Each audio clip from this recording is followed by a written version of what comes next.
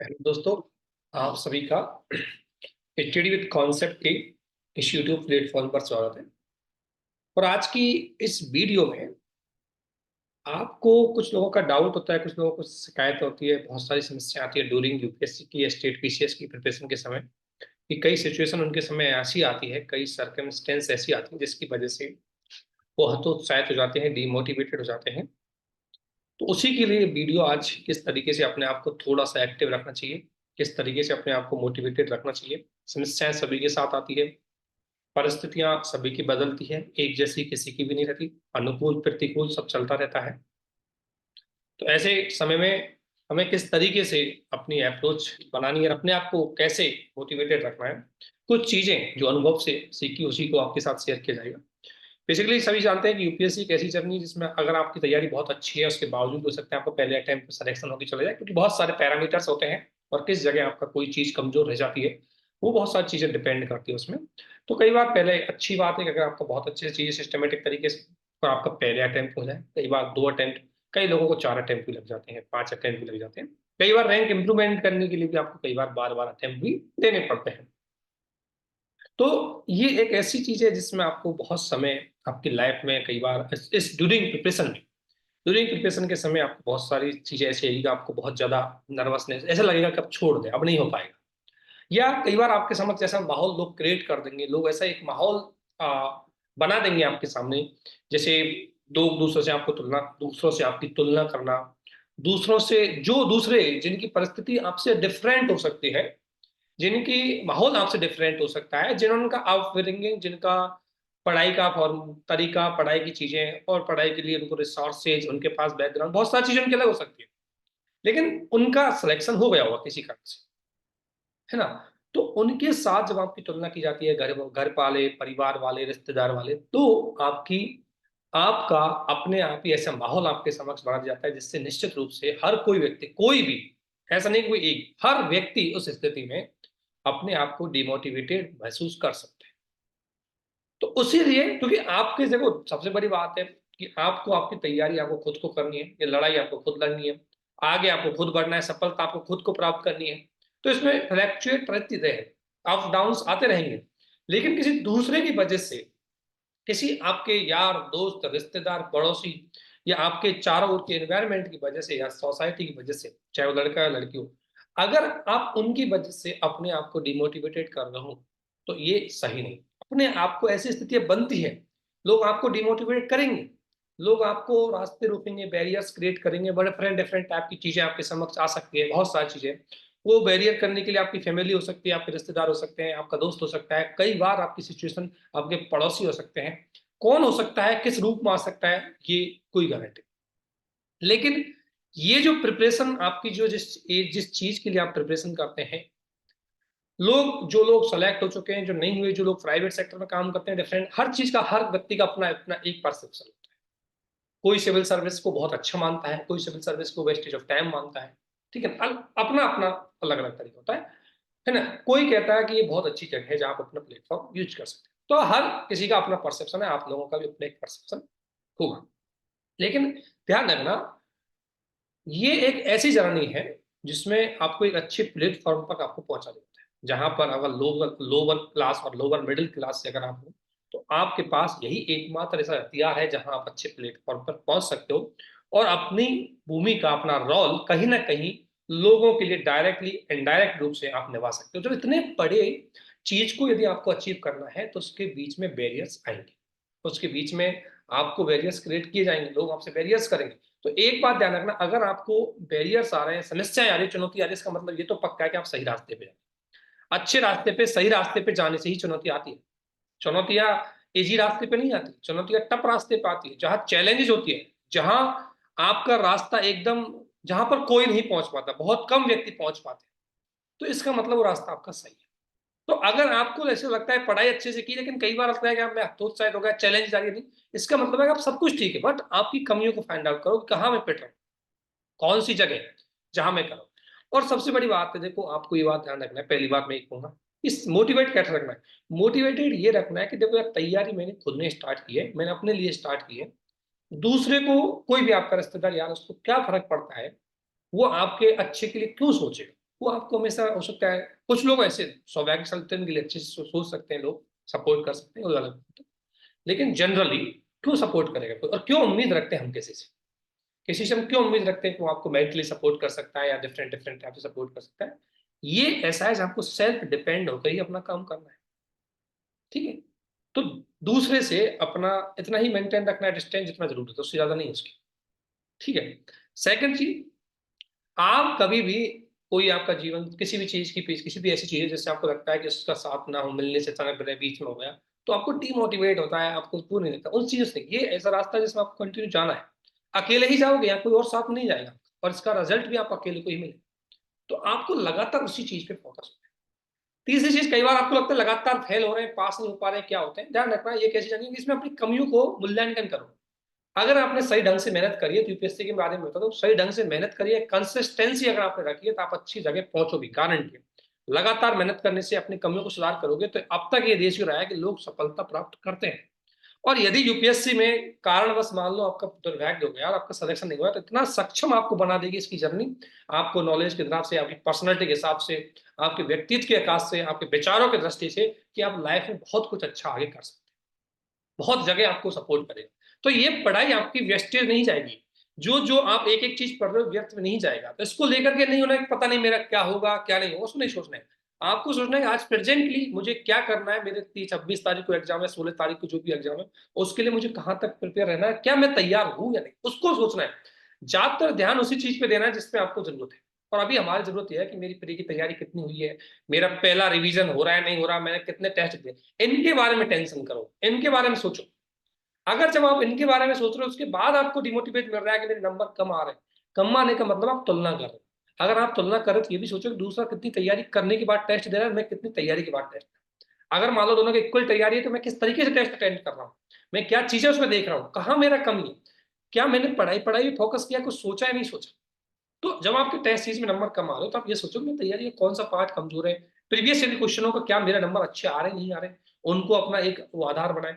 अगर मान लो इस टेस्ट में कम आए, तो अगले में सोचो कि क्या कमी रह गई इस टेस्ट में, कि मुझे अगले टेस्ट में उनको सही से सुधार करना है।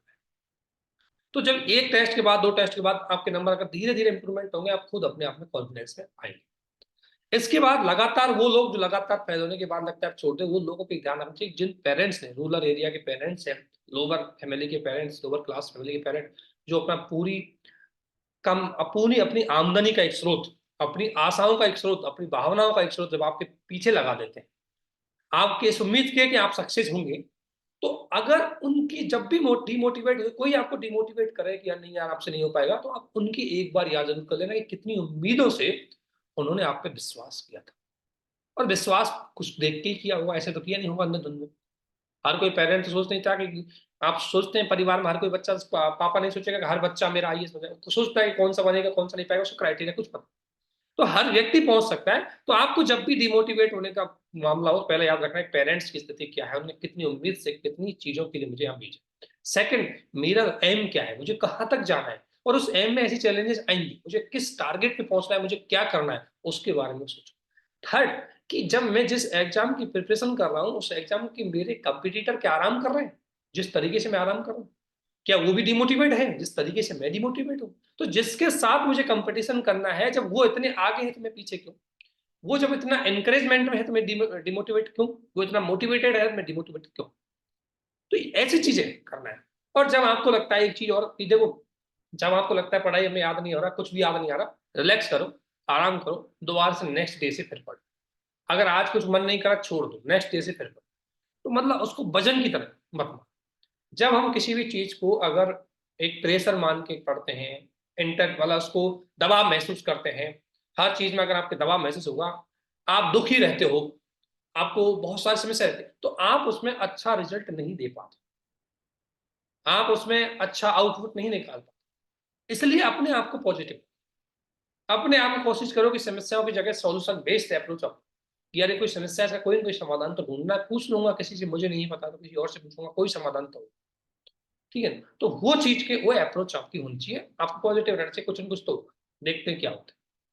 हर परिस्थिति, हर किसी की परिस्थिति अलग अलग होती है, किसी की बहुत खराब परिस्थिति होती है, पेरेंट्स प्रेशर, पेरेंट्स का सपोर्ट नहीं हो सकता है, उसको हो सकता है, और उसके पास इकोनॉमिक कंडीशंस बहुत खराब हो सकती है, उसके टारगेट मतलब हो सकता है उसके अटेम्प्ट भी लगभग लगभग लास्ट अटेम्प्ट हो, बहुत सारी समस्या आ सकती है। लेकिन सोचो कि लास्ट अटेम्प्ट है, इसको दम लगा के दो, उसके बाद सोचूंगा मेरा क्या होगा।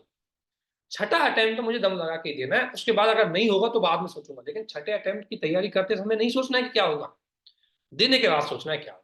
अब तो मैं दे लेता हूँ उसको। तो अपने आप को उस पॉइंट ऑफ व्यू से रखो, और तुलना उसी लोगों से करो, उन्हीं से करो जिनसे आपको फायदा हो। जिन तुलनाओं से आपको कंपैरिजन करने से नुकसान होता है, उनसे तुलना नहीं करनी चाहिए। जैसे लगता है किसी कोई आपका दोस्त अच्छा पढ़ा, उसने अच्छी मेहनत करी, सक्सेस होकर निकलता है, तो आपको उस चीज से सोचना है कि यार इसने ये जीएस कैसे तैयार किया, इसने ऑप्शनल कैसे तैयार किया, इसने कैसे आंसर राइटिंग करी, उस चीज सीखो, वहां तुलना करो, तब आगे बढ़ोगे। तब उस चीजों को पॉजिटिव लीजिए, उनसे सीखिए, उनका समाधान कीजिए, तब आगे बढ़ो।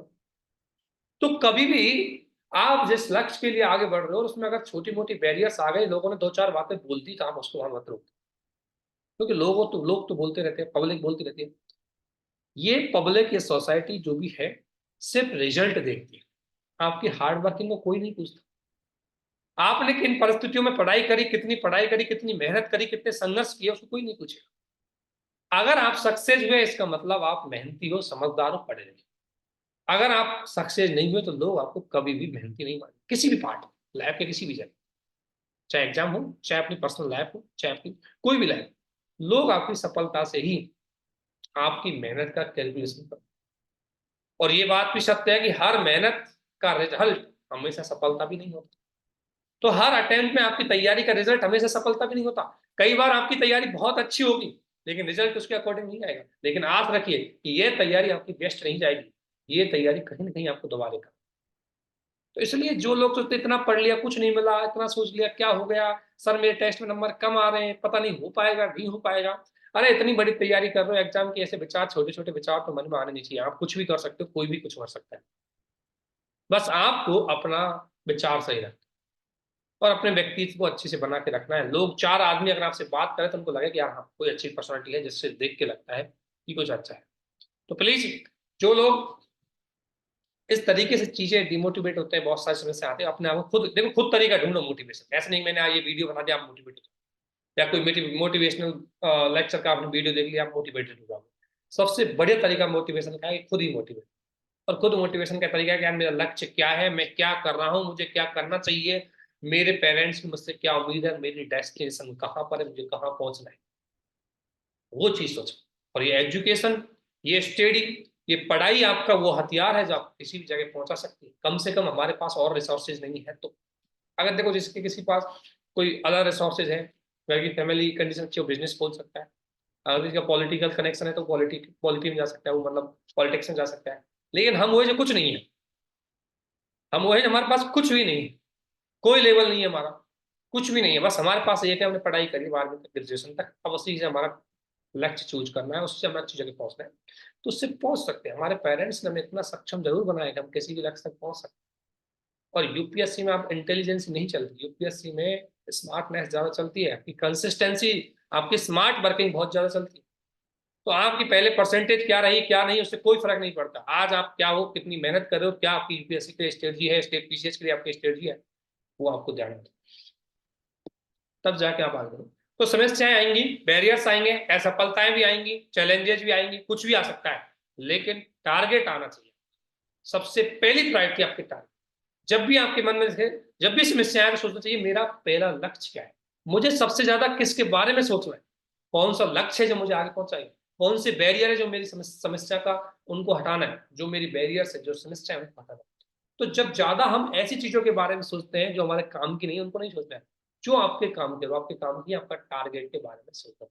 जिस दिन आपकी कॉन्शियस और सबकॉन्शियस माइंड में आपका टारगेट फिट हो जाएगा, आपको डिमोटिवेशन नहीं है।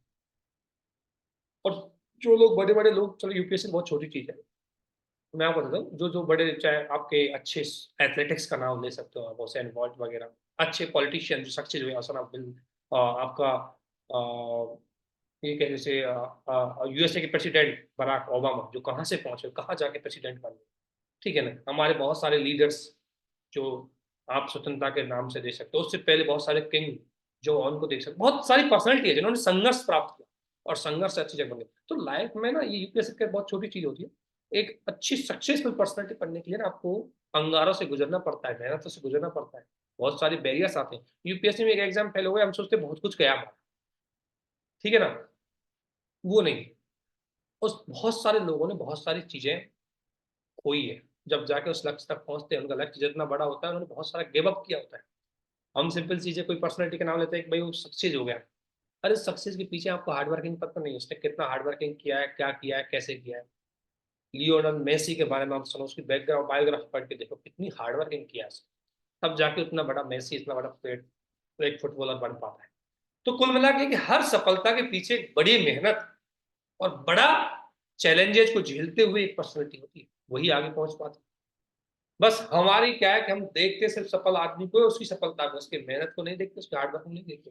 इसलिए प्लीज, आपकी हार्ड वर्किंग को कोई तब तक नहीं देखेगा जब तक आप सफल नहीं होंगे। तो इसलिए आपको अपनी हार्ड वर्किंग को ही, अपने आप पर विश्वास होना चाहिए, मैं जो कर रहा हूँ सही कर रहा हूँ, दूसरा क्या कर रहा है उससे फर्क नहीं पड़ता, दूसरा मेरी मेहनत के बारे में क्या सोचता है उससे भी कोई फर्क नहीं पड़ता। बस मुझे पता है कि मेरी मेहनत और मेरा ये तरीका, मेरी ये रणनीति मुझे इस लक्ष्य तक ले जाएगी, वही आपके लिए ज्यादा महत्वपूर्ण है।